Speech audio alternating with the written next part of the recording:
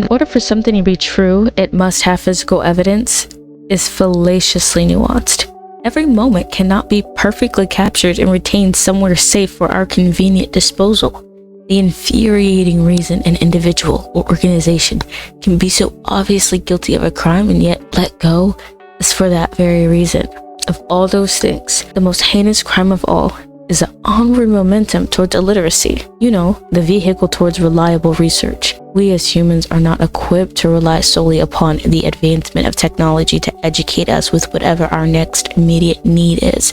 And even if we were on a fast track towards that approach, which seems to be the inevitable case, I wonder daily to myself why more and more people are taking for granted the value in researchable literature.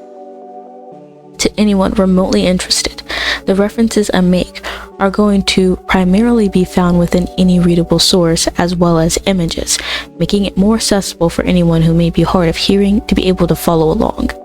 When the time comes for me to use an image, I will once again do my best to describe the image and its purpose for anyone who may have sight issues. For the purpose of this video, there will be no images that require explanation. In newsletter number 1, The Common Ground for a Rigid Skeptic and Dogmatic Doctrinalist, I introduced the very first step towards building understanding between the individuals who don't believe in the existence of God and individuals who believe in a very specific understanding of God, often supported by one's own traditional doctrines attached to certain denominations, introducing and inviting both parties to adopting a henotheistic perspective as one of the first steps towards reaching common ground, and for many people may even be the last step towards common ground. I know I said the word henotheistic without offering much follow-up and feedback on what a henotheistic perspective is. However, I did touch on what adopting said perspective could mean in terms of bridging a gap in communication between the two seemingly opposed arguments. Then again, to call them opposing arguments isn't quite fair. The solution is to first acknowledge whether or not each one of them believe in the existence of extraterrestrials. So let's entertain a hypothetical conversation between a rigid skeptic, who from here going forward we are going to just refer to as RS, and a dogmatic doctrinalist, who we are going to refer to as DD. RS does not acknowledge nor believe in the existence of any deities. Whether they are referred to as gods, angels, demons, ghosts, or aliens, DD does acknowledge and believe in the existence of a traditionally specific definition of God. RS is speaking. Your belief in the existence of God is ridiculous. What's next? You're gonna tell me you believe in ghosts and aliens? Oof. DD is speaking. As a matter of fact, I don't think aliens exist. Only God does, and everything else is either a good or bad angel. In interaction. In this interaction, neither individual lost their original ideal, which in most cases is as a result of faith in one's research on whatever position their ideal takes, in this case concerning the existence of God and aliens. Each party must hold true to their ideals. If the DD remained true to their ideals, they would see that maybe their literature does in fact make reference to extraterrestrial beings, and while they may not go by alien, they certainly have been recorded in various artifacts and literature as having existed. An honest DD would say, I believe in the existence of God, and I believe in the possibility of the existence of aliens and ghosts, though the literature supporting my specific doctrine of belief would call them something else. Let's look again at another interaction. This time, each individual stays true to their ideals without hyperfixating on being right. I don't believe in the existence of God, says RS, but the existence of extraterrestrials cannot yet be discredited. Therefore, I'm open to acknowledging their qualities as being somewhat similar to that of what ancient mythology may have been describing as gods in some cases. I believe in the existence and worship of only one supreme God, says DD.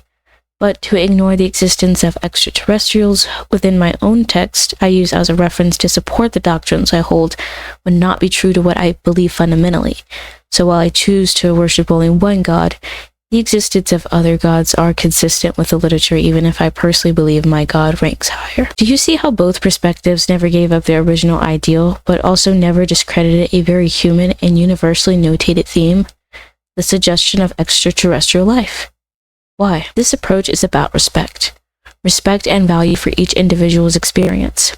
This does not mean we automatically start believing each person's outrageous claims and stories in an effort to spread kindness and likability.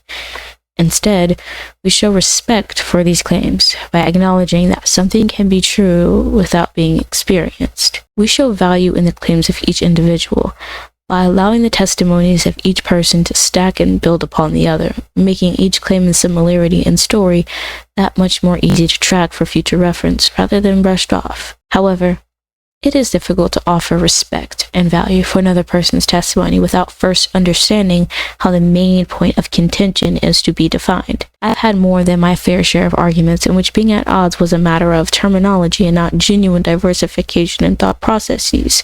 Regrettably, but maybe appreciated even more so, did I later understand this dilemma.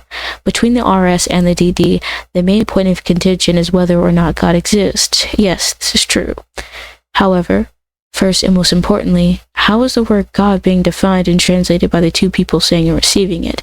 If that can be understood and something you look forward to, then I definitely invite you to join me on an upcoming project.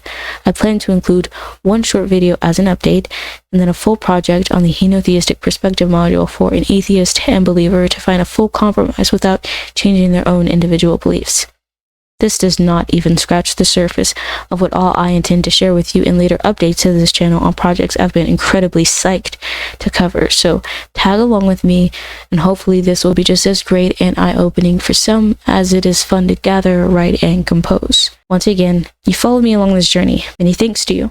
Take a break, read a book, and join Herbal Tea. Newsletter material on YouTube can be found on the playlist titled Introduction Projects Updates. If you find what I do and speak invaluable, engage in the conversation. Thanks once again for taking your time out to read. Be sure to like this video, subscribe, and share it with any friends and families.